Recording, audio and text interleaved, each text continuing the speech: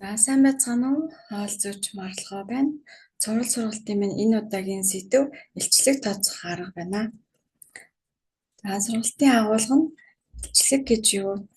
Илчлэгийн нэгт болон хоосон илчлэгийн талаар хамгийн хоол хүнсээр авбал зохих илчлэг, өдөрт авах илчлэгийг хэрхэн тооцох тухай, илчлэгийн хуваарлалтын тухай, мөн илчлэг тооцох бусад аргуудын талаар ярих болно. Тэгэхээр хоол хүнсний найрлахад байх шинж бодисууд уралд орсноор бие махбодод илч энерги ялгаруулах чанарыг бид нэр илчлэг гэдэг. Тэгээ хэмжиг нэгж нь бол килокалори. За бидний биеийн нийт илчлэгийн маань 70% нь бол үндсэн бодисын солилцоонд зарцуулагддаг, 30% нь хөдөлгөөнд зарцуулагддаг, 10% нь бол хоол боловсруулалтанд зарцуулагддаг.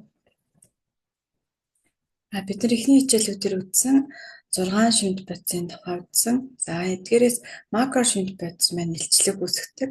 Харин микро шинж бодис болох эрдэс амин дэмүүд маань болохоор илчлэг үүсгдэггүй. За тэгвэл макро шинж бодисын дотроо нүүрс ус, өг тоос, уурга маань илчлэг үүсгдэг шинж бодисууд байна.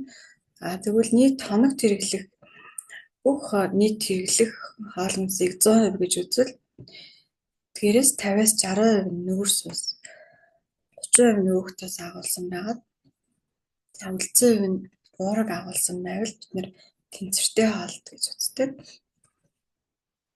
Илчлэгийг тооцох хоёр төрлийн арга байдаг. Нэг нь болохоор лабораторийн арга буюу яг лабораторийн шинжилгээний аргаар хүнсний бүтээгдэхүүний илчлэгийг тооцох. Ихэвчлэн хүнсний үйлдвэрүүд энэ аргыг ашигладаг. Шошгон дээрх мэдээлэл дээрээ шинж хичээлийн мэдээлэл оруулаханд бол лабораторид бол илчлэгээ тооцоолдог. За тооцооны арга байна. Тооцооны арга маань томьёо ашиглаад илчлэг тооцох аргыг хэлээд байна. За тэгвэл макро шинж бодис уурга, өг тоос, нүүрс ус гэж хэлсэн. Тэгэхээр энэ 1 г уурга маань 4 ккал илчлэгийг ялгаруулдаг. За 1 г өг тоос маань 9 ккал илчлэгийг ялгаруулдаг байна. 1 г нүүрс ус маань 4 ккал илчлэгийг ялгаруулах нэ. Харин 1 мл спирт маань 7 ккал илчлэгийг ялгаруулдаг байна. За илчлэгээ тооцохдоо уурга тэгвэл 4-өөр үржүүлээд, өг тоосоо 9-оор үржүүлээд, нүүрс усаа 4-өөр үржүүлээд хооронд нь нэмхийг бид нэр тооцооны томьёоны аргаар илчлэгийг тооцох гэж хэлээд байна. За жишээлбэл 100 г талхны илчлэгийг тооцъё. За 100 г талханд уурга 7.6, өг тоос 0.9 г, нүүрс ус 49.7 г агуулгадна гэж байна. Тэгээд түрүүний илчлэгийн 4-9-4-өөр үржүүлээд үзэхээр уурга маань 30.4 ккал, өг тоос нь 8.1 ккал, нүүрс ус нь 198.8 ккал болж байна. За хооронд нь нэмээд үзвэл 100 г талханд 237.3 ккал илчлэгтэй байх нэ. За тэгвэл хоосон илчлэг гэж юу вэ? За хоосон илчлэг гэдэг нь илчлэг агуулдаг боловч бие шаардлагатай шимт хичээл багттай хүнсийг хэлээд байна. Энэ зурган дээр харуулсан байна тий. Энэ маань нүүрс ус агуулсан байна. Чихэр зэн чихэр. Нүүрс ус 99 г агуулсан байна. Тэгэхээр чи 4-өөр өөрчлөхээр илчлэг бол агуулад байна. Харин яг бие шаардлагатай шимт тэжээл бол хуураг, эслэг байхгүй, бусад амин дэм эрдсүүд байхгүй. Энийг бол хоосон илчлэг гэж хэлээд байна. За хоосон илчлэг маань дараах сөрөг нөлөөнүүдтэй чихрийн шижин өвчлөлийн шалтгаан болгон тархалт, зүрх судасны өвчин, мөн эрдсийн дутагдал, амин дэмийн дутагдал үүсгэх нэ. Тэгэхээр бүгдээрээ аль болох хоосон илчлэгтэй хүнсээс татгалзаад доторх агуулмж нь баялаг, нүүрс ус, уурга, өг тоос бүтэн агуулсан дотроо амин дэмийн эрдэстэй эдгээр хүнсүүдээс сонгож хэрэглүүл зохимжтой. Илчлэгийн нэгт гэж юу вэ? Илчлэгийн нэгт нь хүнсний бүтээгдэхүүний 1 г дагуулгач буй илчлэгийн хэмжээ. За энэ зурган дээр 1870 ккалортэй 2 хүнсийг харьцуулсан байна тий. За эхний зурган дээр шарсан төмс бүүргэр, за смути гурван зүйл ирнэ өндөр илчлэгтэй. За дараагийн зурган дээр жимсээ, өндөг, ногоонууд, буух зүйл, шүлтэй хоол. За эдгээр олон хүмүүсүүд илчлэг тэнцүү илчлэгтэй энэ хоёр. За тэгэхээр өндөр илчлэгийн нэгттэй хүнс маань ингээд бага эдсэн ч гэсэн илчлэг ихээр авдаг. Харин бага илчлэгийн нэгттэй хүнс маань их эдсэн ч гэсэн бага илчлэг авна. Тэгээд бас шимт хижээл нэ. За илчлэгийн тэнцвэр гэж юу вэ? За илчлэгийн тэнцвэр маань эхний зурган дээр тэнцвэртэй биеинжин гэж байна тий. За тэгвэл тэнцвэртэй биеинжин ямар нөхцөлд үүсэх вэ гэхээр хоол хүнсээр аваад байгаа килокалори болон хөдөлгөөнөөр шатаагаад байгаа килокалори хоёр тэнцвэр байвал энэ маань тэнцвэртэй биеинжин байх нэ. Биеинжин хасахчгүй нэмэгчгүй байж байна. За харин илчлэгийн илүүдэл гэхээр авч байгаа хоол хүнсний илчлэг маань шатааж байгаа хөдөлгөөний илчлэгээс их байна тий. Илүү их хоол хүнс аваад харин хөдөлгөөн бага хийгээд. Энэ тохиолдолд бид нэр жин нэмнэ илчлэгийн илүүдэл болж байна. За тэгвэл илчлэгийн дутагдал маань авч байгаа хоол хүнс нь бага харин шатааж байгаа хөдөлгөөн их байгаад байвал бид нэр илчлэгийн дутагдалд орох буюу жин буурах нь. За илчлэг маань зарцуулалтыг арднаас дасгал бүрээр харуулсан байна. За жишээлбэл 70 кг-тай хүн 1 цаг аэробик хийхэд 365 ккал шатаахна. За 70 кг-тай хүн маань 1 цаг дугуй унчхад 292 ккал шатааж байна. За бүжиглэхэд 219. За алхахад бол 438. Энэ бол жоохон бартаатай алхалт байна. За гөөвөл 416 гэдэг чинь усан зэлвэл 423. Хөнгө алхвал 314 гэх мэт илчлэгүүдийг бол шатаадаг байх нь. За хоол хүнсээр авбал цохих илчлэгийн зөвлөмж хэмжээ гэж байдаг. За энд нь болохоор Монгол улсын зөвлөмж хэмжээ болохоор А74 тушаалаар гарсан байдаг. Дотроо нас насны ангилалтай нэлэх хүүхэд дотроо ихтэл 0-6, 7-аас 12 сар. За хүүхдүүд бас насны ангилалтай. Насанд хүрэхчид бас эрэгтэй эмэгтэй. За мөн жирэмсэн эхчүүд эхний 3 сар, дунд 3 сар, сүүлийн 3 сар. За мөн хүнд хөдөлмөр эрхлэгчид, хөнгөн хөдөлмөр эрхлэгчид гэдэг нас насаараа ажлын нөхцөл байдлаас шалтгаалж ийн, хөөсөөс шалтгаалж ийн, олон зүйлээс шалтгаалаад ийн хоног дагуулчлалын хэмжээг тооцож өгсөн байдаг. Тэгвэл Монгол улсын жисэн дундаж хүний илчлэгийн хэмжээ нь 2400 ккал байвал зохиостой.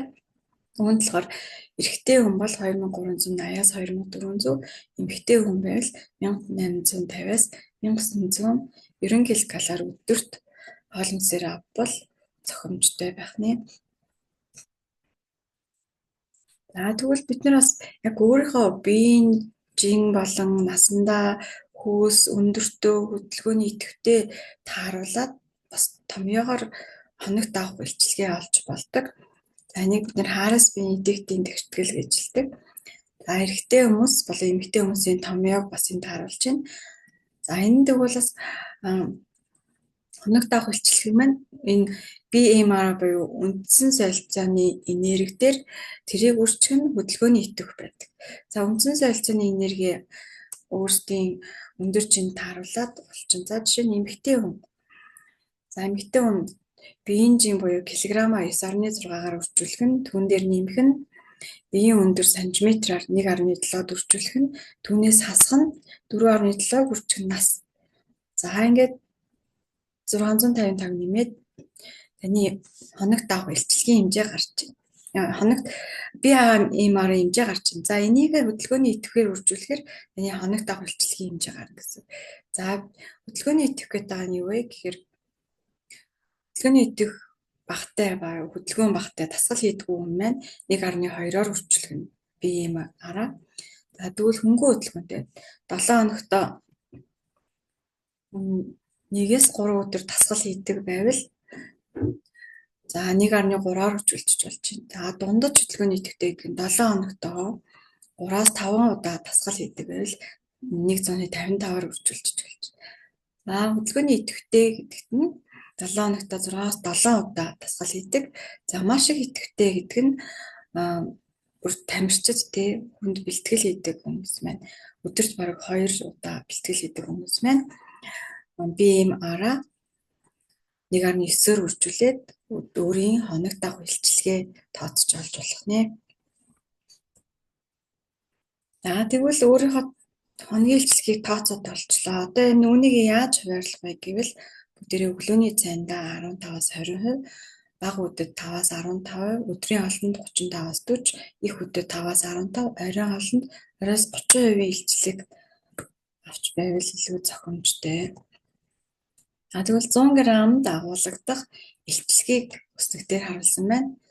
За жишээ нь авокадо гэхэд 100 г 208 ккал. За эндээс амттан чихрүүд маань 396 ккал. За талах 239 ккал. За дахианы мах 165 ккал, үхрийн мах 187, өндөг гэхэд 100 г 157 ккал. Гойм маань 337 ккал. Тос оливын тос бол бас өндөр илчилгэтэй. Тос маань яагаад тэгэхээр нөгөө 1 г-да 9 ккал үржижсэн тийм. За харин хүнсний ногоо жимс жимгсэн бол илчлэг багатай байдаг. За илчлэгийг тооцох бас нэг өөр арга байдаг. Бид нэр үүнийг болохоор сургуулийн хоол, яг хоолны илчлэг тооцох. За ресторан хоолны газрын илчлэг тооцоход ашигладаг. Энэ болохоор найрлагын өснөгт буюу food composition table гэдэг байдаг. Энэ болохоор улс орон болгонд гарсан байдаг. Доороос Америкийн нэгдсэн улс болон Европын food composition table-ийг бас оруулсан байна. За энэ дээр манайд болохоор нийгмийн эрүүл мэндийн үндэсний төвөөс энэ найрлагын бэлтгэл гаргасан байдаг. Энд нь болохоор төрөл төрлөөр үхрийн махан бүтээгдэхүүн, үр тариан бүтээгдэхүүн, сүүн бүтээгдэхүүн, гурал урлан бүтээгдэхүүн дотор нь төрлөөр нь тэгээд дотроо бас нэгдүгээр зэргийн мах, хангайх, говьих гэдэг бүгдийг англиад илчлэг килокалорийн тооцоод уураг, өг-тоос, хансан тоос, за холестерин, үндэслэг, амин дэм эрдэсүүдийг бүртэл тооцож гаргасан байдаг. Эндээс бас тооцоол хийдэг хүмүүс маань үүнийг ашиглаж тооцоолж болдог. За бид нэр бас хүнсний бүтээгдэхүүн худалдан авахдаа шошгын хараад илчилгээний хэмжээг харж болно. Тэгэхээр шошгон дээр бид нэр калор гэдэг утсан байл илчлэг байх нь. За тэгвэл daily value гэхээр хоногийн зөвлөмж хэмжээний хэдэн хувийг хангаад байгаа юм бэ? За тэгээд шинэ бодисууд нь хэдэн грамм байгаа юм бэ? Тавьсан байдаг. Жишээ нь гэхэд энэ сүүний илчлэг харагдаж байна. 100 г бүтээгдэхүүнд 60 ккал илчлэгтэй. За талхны илчлэг 100 г бүтээгдэхүүнд 277 ккал илчлэгтэй гэдэг. Шошгон дээрээсээ бас шууд идж байгаа хүнсийнхаа илчлэгийг мэдэж болох нэ. За бас нэг хэлбэр арга гэвэл Google ашиглан илчлэгийг тооцоолж болно. За жишээлбэл 100 г үхрийн мах гэхэд өг-тоос 15 г агуулж байна. Нүүрс ус байхгүй, уураг 26 г агуулж байна. Нийт илчлэг нь 240 ккал болж байна. За тэгвэл Google-с Beef Nutrition Fact гэж харахад бас 100 г-да 255 ккал агуулж байна. Илчлэгтэй байх нь тийм. Тэгэхээр тооцоо томьёоны аргаас бас хийх хоол зөрдөггүй. Яагаад гэхээр эдгээр маань бас судлагдсан судалгаан дээрээс татаж харуулдаг учраас юм. Google дээр хүнсний бүтээгдэхүүний нэрээ бичлээ. Одоо egg nutrition fact, milk nutrition fact гэх юм уу харж болох нэ. За мөн одоо орчин үед AI хөгжөөд хоолны илчлэг тооцох аппликейшнууд их гарсан байна. Шууд хоолныхаа зургийг аваад тэр энэ маань илчлэгийн тооцоод өгчдөг. За одоо 25 онд хамгийн эрэлттэй илчлэг тооцдог. За аппликейшнууд бол эдгээр 8 аппликейшн байна. Эдгээр аппликейшнууд болохоор өдрийн илчлэгийг тухайн хүнд нь тохирсон илчлэгийг гаргаж өгнө. За биеийн жим өндөр нас үүсэнд нь тохируулаад хөдөлгөөний идэвхтэнд таарсан та өдөрт хэдэн калорий идэх хэрэгтэй шүү гэдээ гаргаад өгнө. Дараа нь за зургийг аваад илчлэгээ өөрийнхөө идж байгаа хоолынхоо авж байгаа хэмжээг олж болох. Мөн жингээ хэмж болно. За та сард хэдэн килограмм хасах хэрэгтэй. Тэгвэл та ийм хоол идээрэй гэж зөвлөмжүүд гараад ирдэг. За ус уухад бас усны сануулга та өдөрт тэдэн литр ус уусан байна. Одоо тэд дутуу юм шүү. Мөн хоолны жор орцууд байдаг. Ийм хоол эрүүл хоолны жор орцоо байна. За мөнжийн хасах хоолны жор орцууд. За илчлэг зарцуулалтуудыг бас гаргаж өгдөг. Алхас тэгээд эдэн цаг алхлаа гэхэд та тэдэн илчлэгийг шатаасан байх шүү гэт. За мөн найзтайгаа челленж хийж биеийн жингээ хасах уралдаан зохиох юм уу? Эсвэл жин хасах көөч авах юм уу тий багш авах. Иймэрхүү боломжтой байдаг эдгээр аппликейшнууд. За хоолны илчлэгийн хэмжээг дараах үснэгтэр харуулсан байна. За цувын гэхэд 680 ккал. За эндээс хуурай хоолнууд маань илчлэг өндөртэй байгаа. Яагаад тэгэхээр тосон шарж хуурж хийж байгаа болохоор харин шүлтэй бол ногоодоо шүлгэт 280, бандан гэх 170 ккал илчлэгтэй байна. Жишээлбэл будаатай орны илчлэгийг тооцож үзье. За будаатай хуурганд за махнаас нь 112 ккал. За тэгээд төмөс айн, сонгон, луван, чинжүү, ногоон сонгон ирсэн байна. Тэгэхээр будаа за ингээд хийгээд тооцоод үзэхээр юунд орцонд орсон үсний бүтээгдэхүүн болон орц грамм нь тэгээд илчлэг нь нийт бол 625 ккал болсон байна. За ногоодоо шүлгэх гээд 202 ккал илчлэгтэй болсон байна. Нийт орц бүрийн тус бүртэн жинлэж граммлж байгаа түүнийхээ илчлэгийг тооцож олж болдог. За одоо жишээ бүгдээрээ үзье. За 100 г тархины илчлэг. Урган 3, өг тас нь 2.5, нөөц нь 8.5. За тэгвэл илчлэгийг тооцоолоход томьёогоороо дараах томьёогоороо тооцоолно. За ингээд 4-4-өөр үржүүлээд 68.5 ккал гарсан байна. Юун дээр бас бодит яг өглөмж тархины илчлэг маань 100 г-да 65 ккал байдаг байна. За ингээд анхаарал хандуулсанд баярлалаа. Хичээл маань энэ хүрээд өндөрлөж байна. Дараагийн хичээлээр дахин уулзъя. Баяртай.